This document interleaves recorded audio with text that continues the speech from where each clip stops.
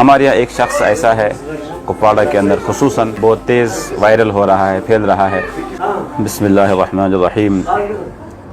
آپ کے ذریعے سے میں ایک اہم ترین پیغام میسیج اپنے جوانوں کو، خصوصاً سوشل میڈیا استعمال کرنے والے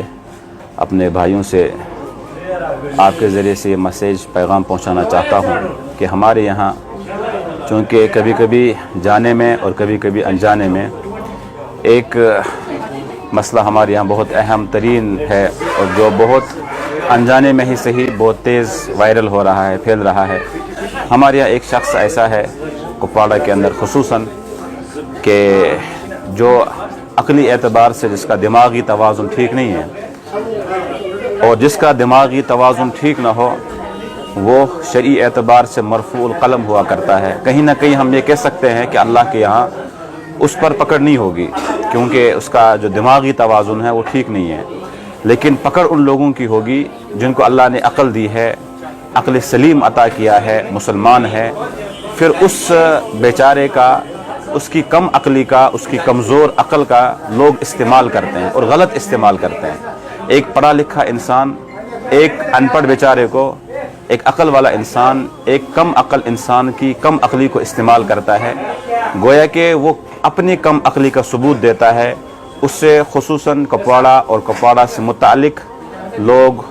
ان کے متعلق کچھ غلط باتیں ان کی زبان سے کہلواتے ہیں، اسی طرح سے پھر ان کی زبانوں پر جو گندی اور غلیظ گالیاں زبان پر آتی ہیں، اور نبی اکرم صلی اللہ علیہ وسلم نے اس کے متعلق فرمایا ہے مسلمان کو گالی دینا فاسقوں کا کام ہے، اور اس گالی کو پھیلانا اور اس بدتمیزی اور بد اخلاقی کی چیزوں کو پھیلانے کے لیے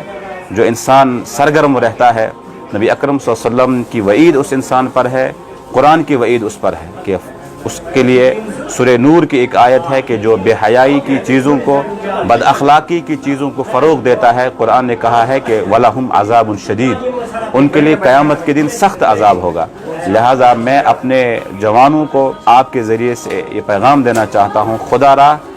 ان چیزوں کو قطعاً بھی شیئر نہ کریں، پوسٹ نہ کریں، کہ جس کے ذریعے سے ہمارا علاقہ بھی جو ہے بدنام ہوتا ہے،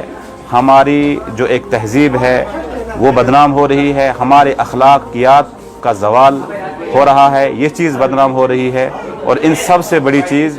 ایک بیچارے کم عقل انسان کو عقل والے لوگ اس کی کم عقلی کا ناجائز فائدہ اٹھاتے ہیں۔ اللہ کے یہاں